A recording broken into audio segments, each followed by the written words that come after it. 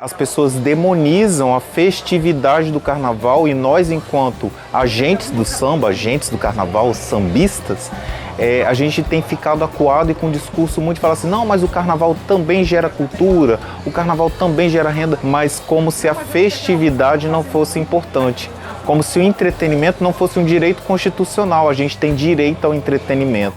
Eu vejo que as pessoas que não acompanham o carnaval, elas às vezes são questionadoras, né? Inclusive dos recursos públicos que o poder coloca dentro das escolas de samba. Eu acompanho o samba enredo desde 2006, mas de uns 10 anos para cá a gente está tendo a presença de muitos compositores de fora do estado.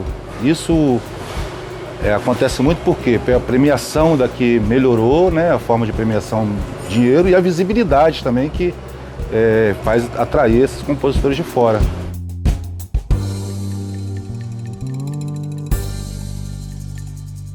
Existem duas formas de se conceder um samba enredo. Uma delas é chamado samba de gaveta. O que seria isso? A gente escolhe uma parceria, um compositor, cabeça de chave, para montar uma equipe e escrever esse samba que o enredista idealizou. Quando é a forma de concurso, a gente prepara a sinopse, divulga o concurso, estipula uma premiação.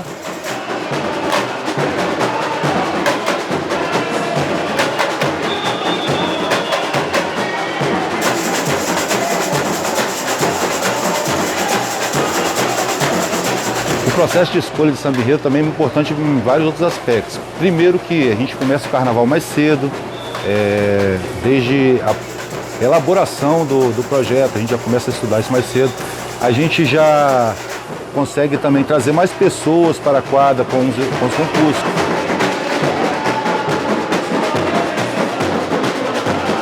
Também é importante que o folião já comece a aprender o samba mais cedo, fora que a gente consegue arrecadar verba com as vendas de ingresso, com venda de bebida, venda de produtos da lojinha, e a gente começa a propagar o carnaval mais cedo. Esse ano foi o segundo ano que a gente fez o concurso, uma vez que era feito pelos compositores. O ano passado a gente destinou 12 mil na premiação, que também foi naquela época o maior prêmio, e este ano a gente destinou 15 mil para os compositores, né?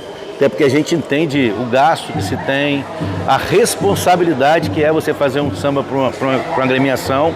Eu, como compositor, eu tenho ainda mais essa coisa de poder valorizar esses pensantes que são os compositores. E a gente pode levar esse questionamento, né, de como que a escola ela gera economia, faz circular a moeda, que primeiro a partir do momento que ela é um polo cultural.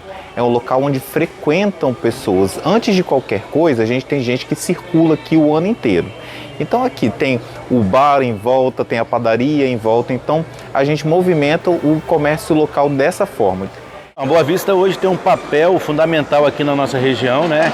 Que é fomentar a economia. Os restaurantes nos recebem, a gente fornece marmita para nós, o material de construção fornece materiais para o carnaval, o armarinho também fornece, o quilão fornece alimento e a gente consegue fomentar a economia de uma forma.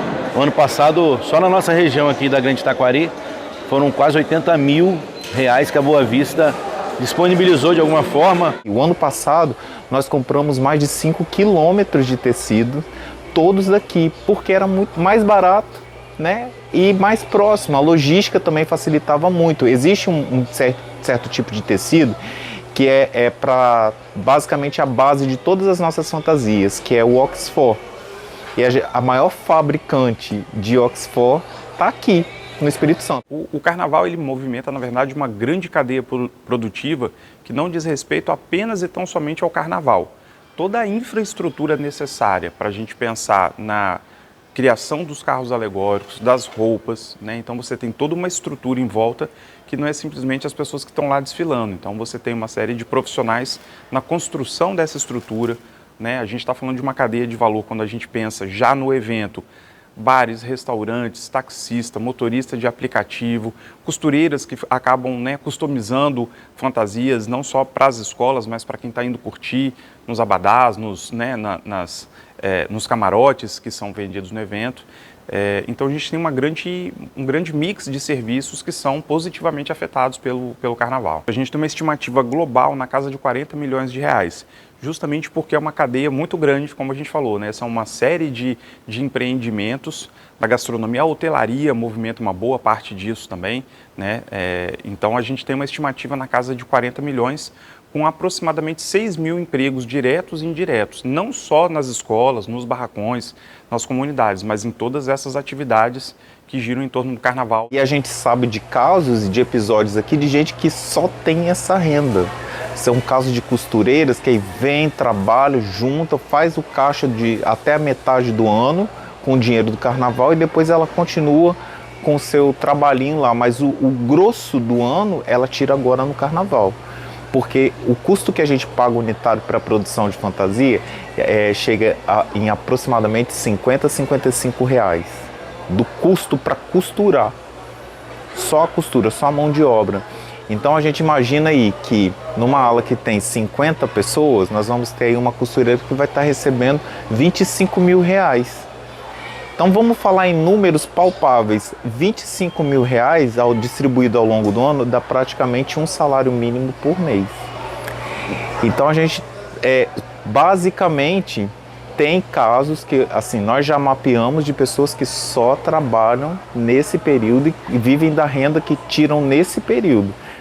Eu vejo que as pessoas que não acompanham o carnaval, elas às vezes são questionadoras, né? Inclusive dos recursos públicos que o poder coloca dentro das escolas de samba.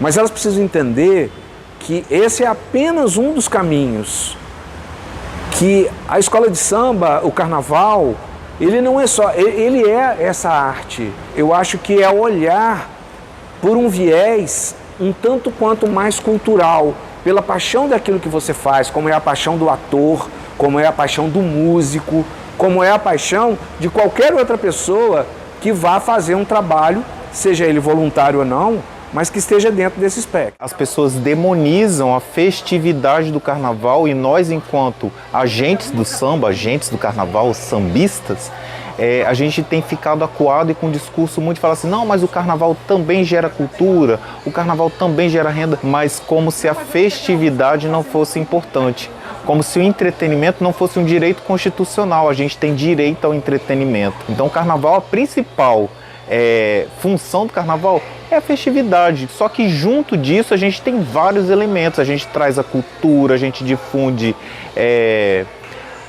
a alegria para as pessoas, a socialização, o ambiente de não violência que a gente proporciona.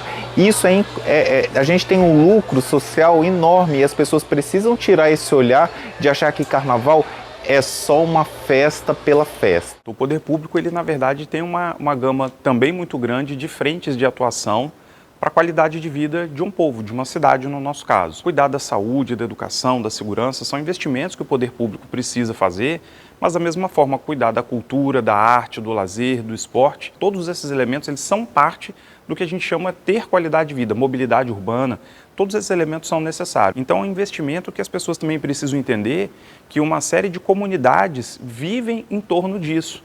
Existe uma série de comunidades, de famílias que dependem desse tipo de evento ou de diversos outros eventos para o seu sustento, né? O negócio dessas pessoas é atender a esses eventos. A gente realiza o nosso carnaval uma semana antes do carnaval oficial, de tal forma que todos os setores possam contribuir, participar e colher os benefícios disso.